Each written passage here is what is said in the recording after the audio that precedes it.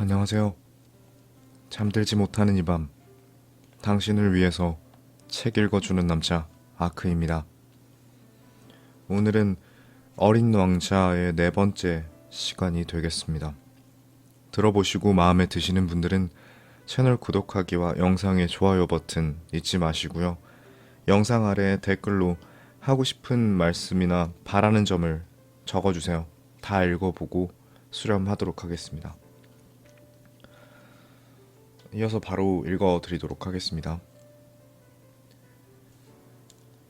두 번째 별은 허영심으로 가득한 남자가 살고 있었다. 아, 저기 나를 찬양하는 사람이 찾아오는군. 어린 왕자를 보자마자 허영심이 많은 사람은 이렇게 외쳤다. 허영심이 많은 사람들 눈에 다른 사람들은 모두 자기를 찬양해주는 사람들로 보이는 것이다. 안녕하세요.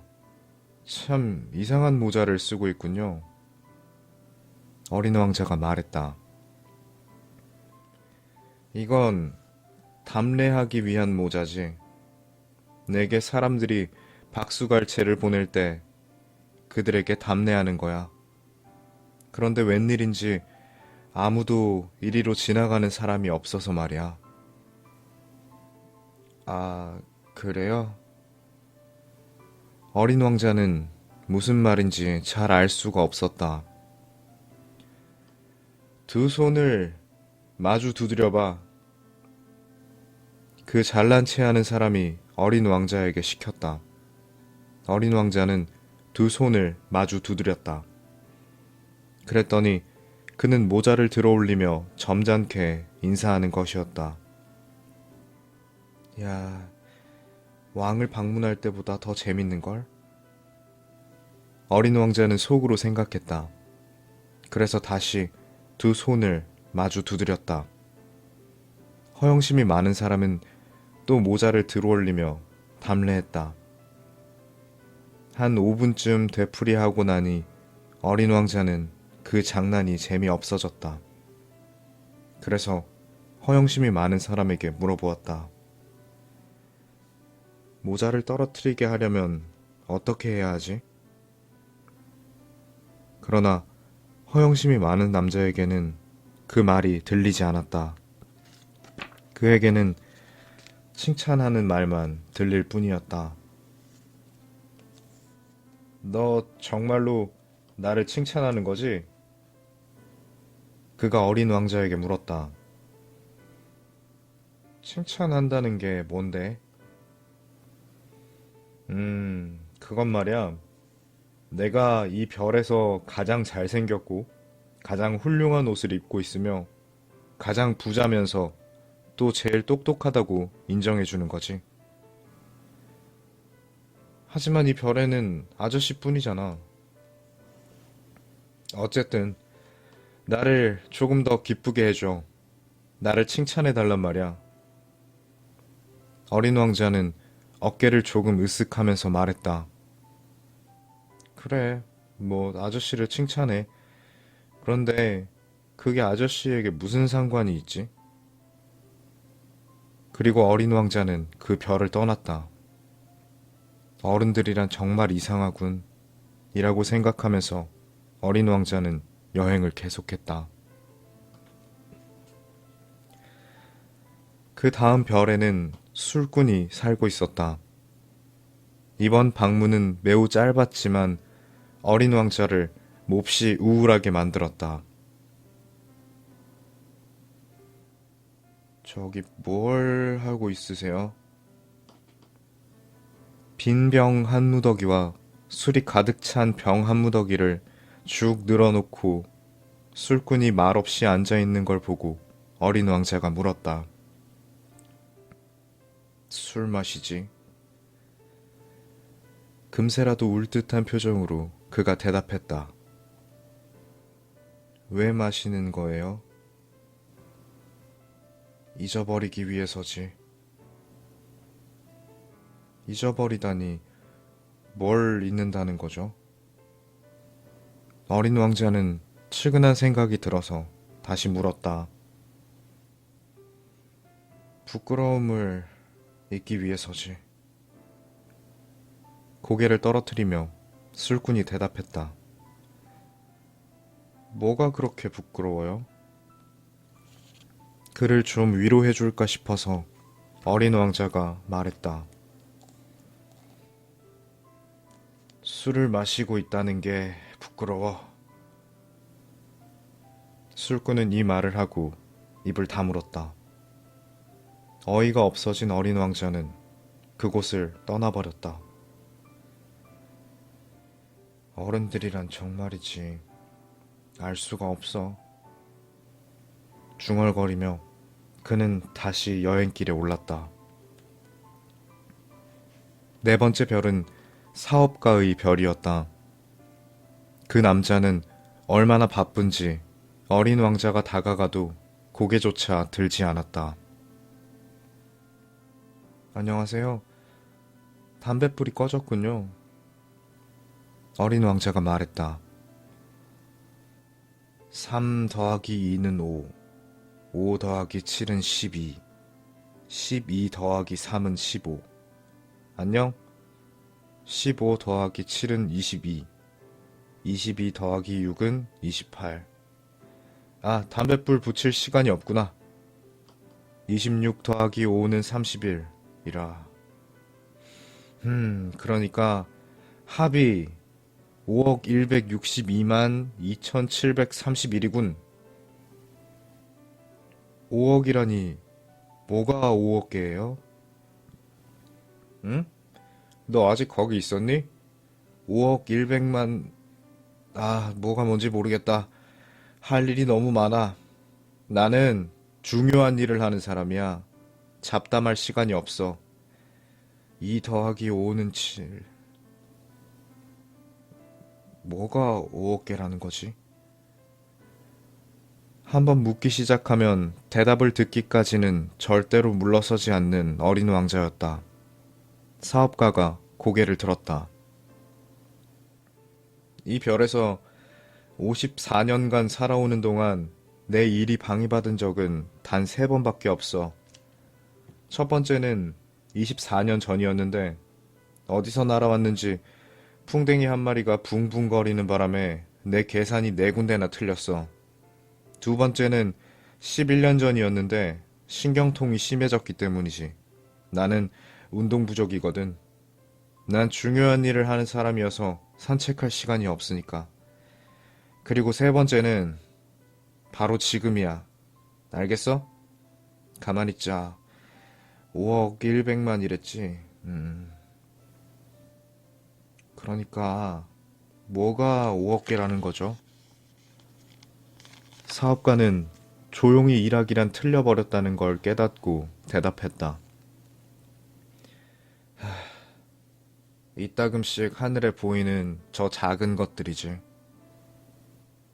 파리요? 천만에 반짝거리는 것들 말이다. 아, 그러면 꿀벌? 아니, 게으름뱅이들을 멍하니 꿈에 젖게 하는 저 작은 것들 말이야. 그런데 나는 중요한 사람이거든. 공상에 잠길 시간이 없지. 아, 별들이로군. 그래, 맞아. 별이야. 근데 5억 개나 되는 별들을 도대체 어쩌려고요? 틀렸어. 5억 162만 2731개야. 나는 중요한 일을 하고 또 정확한 사람이야. 그 별들을 가지고 무얼 하는 거죠? 무얼 하냐고? 네. 무얼 하긴 소유하는 거지. 별을 소유한다고? 그래. 하지만 내가 전에 본 어떤 왕은 소유하지 않아. 그는 다스리지. 그건 전혀 다른 거야. 그런데 별을 소유하는 게 아저씨에게 무슨 소용이 있죠? 부자가 되는 거지. 부자가 되는 게 무슨 소용인데요? 다른 별들을 발견하면 그걸 또 살 수 있거든. 아, 이 사람도 그 술꾼처럼 말하고 있군 하고 생각하면서 어린 왕자는 계속 물었다. 그런데 별들을 어떻게 소유하죠? 저 별들이 누구 거지? 사업가는 화가 난 듯 물었다. 몰라요. 그 누구의 것도 아니겠죠? 그래, 그러니까 내 것이지. 내가 제일 먼저 별을 가질 생각을 했으니까.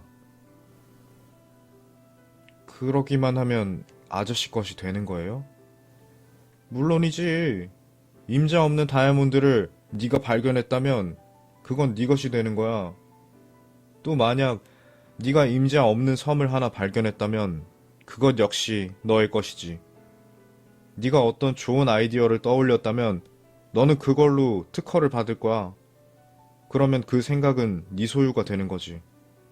마찬가지로 나보다 먼저 별들을 소유할 생각을 아무도 못했으니까 별들은 내 소유가 되는 거야.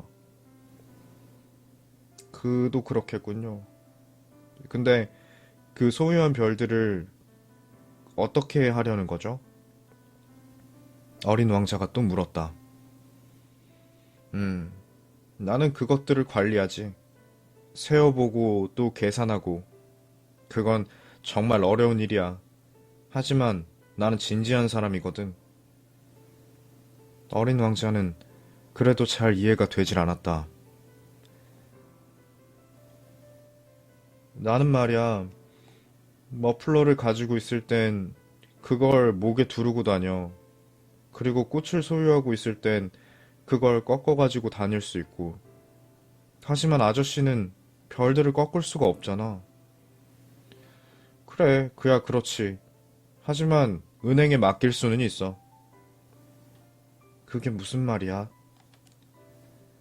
조그만 종이 조각에다가 내 별들의 숫자를 적어서 서랍 속에 넣고는 자물쇠로 잠그는 거지. 그게 전부예요? 그래. 그거 참 재미있군. 운치도 있는 것 같고. 하지만 그리 중요한 일은 아니군. 하고 어린 왕자는 생각했다. 어린 왕자는 무엇이 중요한 일이냐에 따라 어른들과는 다른 생각을 갖고 있었다. 그는 이어서 말했다. 나는 말이에요. 꽃을 한 송이 소유하고 있는데 매일 물을 줘. 화산도 3개나 가지고 있어서 일주일에 한 번씩 그을음을 청소해 주지. 휴화성도 청소해 주니까 모두 3개야. 언제 불을 뿜을지 모를 일이거든. 내가 내 꽃과 화산들을 소유하는 것은 그것들에게 유익한 일이야. 그런데 아저씨는 별들에게 하나도 유익하지 않아. 사업가는 입을 열어 뭔가 말하려 했지만 할 말이 없었다. 그래서 어린 왕자는 떠나버렸다.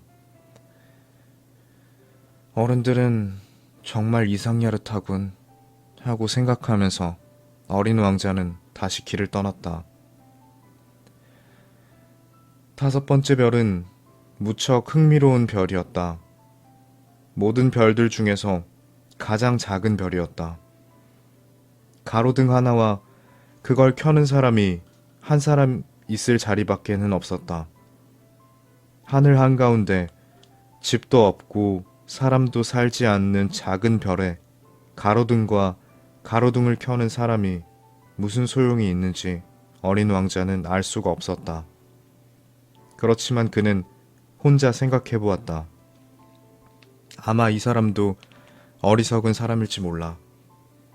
그래도 왕이나 허영심으로 가득 찬 사람이나 사업가 또는 술꾼보다는 덜 어리석지. 왜냐하면 적어도 그가 하는 일은 어떤 의미가 있거든. 그가 자기 가로등을 켠다는 것은 마치 별 1개나 꽃 1송이를 태어나게 하는 거나 마찬가지야. 또 그걸 끄는 것은 꽃이나 별을 잠들게 하는 거고. 그러고 보니 그건 참 아름다운 직업이네. 아름다우니까 당연히 유익하기도 하고. 어린 왕자는 별에 발을 들여놓자 가로등 켜는 사람에게 공손히 인사했다. 안녕하세요, 아저씨. 그런데 왜 방금 가로등을 껐어? 안녕? 그건 지시사항이야. 가로등 켜는 사람이 대답했다. 지시사항이라는 게 뭐야? 가로등을 끄는 거지. 잘 자. 그리고 그는 곧 가로등을 다시 켰다. 왜 다시 켰어? 지시사항이야. 어린 왕자가 말했다. 무슨 말인지 모르겠는걸? 알건 모르건 상관없어. 지시는 지시니까. 잘 잤니? 하고 말하면서 그는 다시 가로등을 끄는 것이었다. 그러고 나선 체크 무늬의 빨간색 손수건으로 이마에 흐르는 땀을 닦았다. 내 직업은 정말 힘들어. 전에는 괜찮았었는데 그땐 아침에 끄고 저녁에 켜기만 하면 되었거든. 그래서 나머지 낮 시간에는 쉬고 나머지 밤 시간에는 잠을 잘 수 있었거든. 그렇다면 그 후로 지시가 바뀐 거야? 지시가 바뀌지 않았으니까 그게 문제야. 해가 갈수록 별은 점점 더 빨리 도는데 지시는 바뀌지 않았단 말이야. 그래서? 그래서는 무슨, 이제는 이 별이 1분에 한 번씩 회전하니까 잠시도 쉴 틈이 없게 된 거야. 밤낮이 1분마다 바뀌니까 1분에 한 번씩 켰다 꺼야 하니까. 참 이상하네. 아저씨네 별에서는 하루가 1분이라니. 조금도 이상할 것 없어. 우리가 이야기를 나눈 지가 벌써 한 달이 되었어. 가로등 켜는 사람이 말했다. 한 달이나? 그래, 30분이니까 30일이지. 잘 자. 이렇게 말하고는 그는 다시 불을 켰다. 어린 왕자는 그를 물끄러미 바라보았다. 그는 지시를 그토록 잘 지키는 그 남자가 좋아졌다. 의자를 뒤로 당겨가면서 해가 지는 걸 보고 싶어 했던 지난 날이 생각났기 때문이었다. 어린 왕자는 그 친구를 도와주고 싶었다. 저기 말이야. 아저씨가 쉬고 싶을 때 쉴 수 있는 방법을 내가 알고 있어. 나는 언제나 쉬고 싶지. 역시 사람은 부지런하면서도 또 게으름 피우고 싶을 수 있는 것이다. 어린 왕자가 말을 이었다. 아저씨 별은 아주 작으니까 세 발짝만 옮겨 놓으면 한 바퀴 돌 수 있잖아. 그러니까 계속 나아지고 싶으면 아저씨는 천천히 발걸음을 옮기기만 하면 돼. 쉬고 싶으면 걸으면 되는 거지. 그럼 하루 해가 아저씨가 원하는 만큼 길어지는 거야. 그건 나한테 별로 도움이 안 돼. 내가 정말 하고 싶은 것은 바로 잠자는 거야. 그렇다면 할 수 없군. 어린 왕자가 말했다. 할 수 없지 뭐. 안녕? 잘 잤니? 이렇게 말하고는 그는 가로등을 껐다. 그 별을 떠나 여행을 계속하면서 어린 왕자는 혼잣말로 중얼거렸다. 왕이나 허영심에 가득 찬 사람, 또 술꾼이나 사업가 같은 다른 모든 사람들은 저 사람을 안다면 비웃을 거야. 하지만 내게는 우스꽝스럽지 않은 사람은 저 사람뿐이야. 그건 저 사람만이 자기 자신이 아는 다른 것에 열중하기 때문이야. 어린 왕자는 한숨을 내쉬면서 이런 생각도 했다. 내가 만약에 친구로 삼을 수 있었던 사람은 저 사람밖에 없었어. 그렇지만 그의 별은 너무 작은걸. 두 사람이 살 자리가 없어. 그가 그 축복받은 별을 잊지 못하는 것은 그 별에는 하루 24시간 동안 무려 1440번이나 해가 지는 걸 볼 수 있었기 때문이다. 그것은 어린 왕자가 차마 스스로에게도 고백하지 못하는 것이었다. 6번째 별은 10배나 더 큰 별이었다. 그 별에는 엄청나게 커다란 책을 쓰고 있는 늙은 선생이 한 분 살고 있었다. 오, 탐험가로군. 어린 왕자를 발견하자 그가 큰 소리로 외쳤다. 어린 왕자는 테이블 위에 걸터앉아 조금은 가쁜 숨을 몰아쉬었다. 벌써 몹시도 긴 여행을 했던 것이다. 그래, 너는 어디에서 왔니? 늙은 선생이 물었다. 이 커다란 책은 뭐예요? 여기서 뭐라는 거죠? 어린 왕자가 물었다. 나는 지리학자란다. 지리학자가 뭐예요? 바다나 강, 하늘, 마을, 그리고 산과 사막이 어디에 있는지를 아는 학자지. 그거 참 재미있네요. 그거야말로 훌륭한 직업이군요. 이렇게 말하고 어린 왕자는 그 별을 한번 둘러보았다. 그처럼 멋진 별을 지금껏 본 적이 없었다. 할아버지네 별은 참 아름답군요. 이 별에 바다도 있나요? 글쎄, 나는 몰라. 지리학자가 대답했다.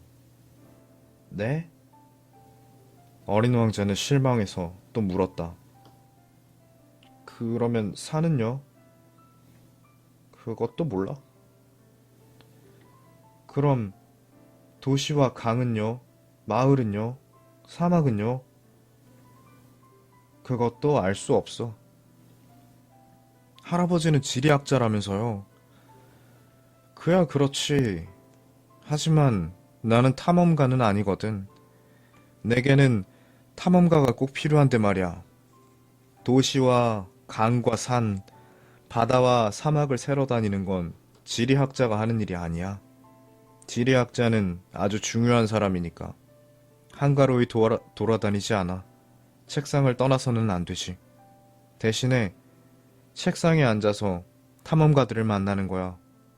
그들에게 이것저것 물어서 그들의 기억을 기록하는 거지. 그리고 탐험가의 기억 중에 흥미로운 게 있으면 지리학자는 그의 정신 상태를 조사하지. 왜요? 만약에 탐험가가 거짓말을 한다면 지리책이 엉뚱하게 되어버릴 테니까 말이지. 또 탐험가가 술을 너무 많이 마셔도 그렇지. 어째서요?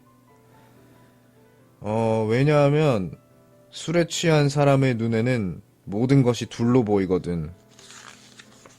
그렇게 되면 지리학자는 하나밖에 없는 산을 2개가 있다고 기록하게 될지 모르잖아. 그러면 내가 아는 어떤 사람도 나쁜 탐험가가 될 수 있겠네요. 어린 왕자가 말했다. 그럴 수 있지. 그래서 탐험가의 정신 상태가 훌륭하다고 판단되면 그가 발견한 곳을 조사한단다. 아, 그러면 직접 가보시나요? 아니, 그건 너무 성가신 일이거든. 대신 탐험가에게 증거를 가져오라고 요구하는 거야. 예를 들어서 커다란 산을 발견했다면 커다란 돌멩이를 가져오라고 하는 거지. 지리학자는 갑자기 흥분했다. 어디 보자. 너는 멀리서 왔지? 너는 내 탐험가야. 네 별에 대해서 얘기해줘.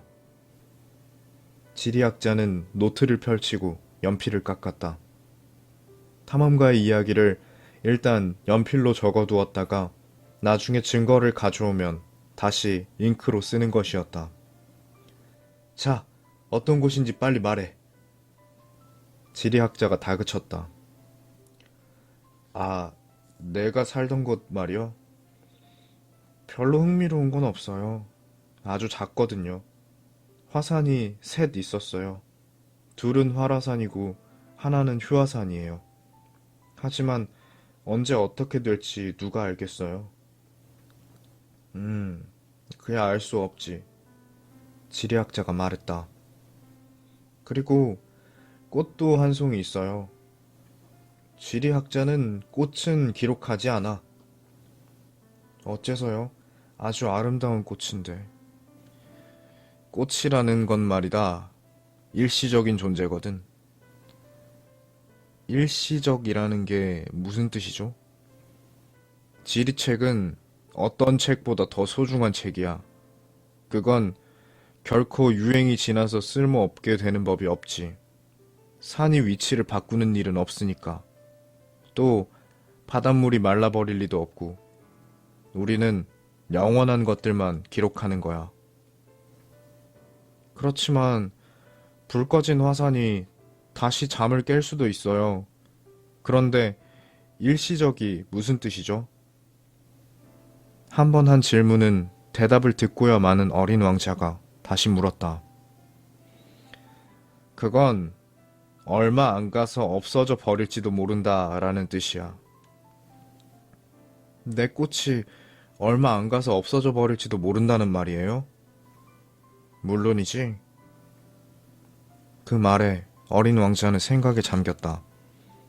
내 꽃은 일시적인 존재야. 세상에 대항할 무기라고는 네 가시 4개밖에 없다고. 그런데도 그걸 내 별에 혼자 남겨두고 오다니. 어린 왕자는 처음으로 후회하기 시작했다. 그러나 다시 용기를 내어 물었다. 어디를 가보는 게 좋을까요? 지구라고 불리는 별로 가봐. 상당히 평판이 좋은 별이거든. 어린 왕자는 그의 꽃을 생각하면서 다시 여행길에 올랐다. 네, 오늘 준비한 내용은 여기까지고요. 끝까지 들어주셔서 감사합니다. 잘 자요. 좋은 꿈 꾸고요.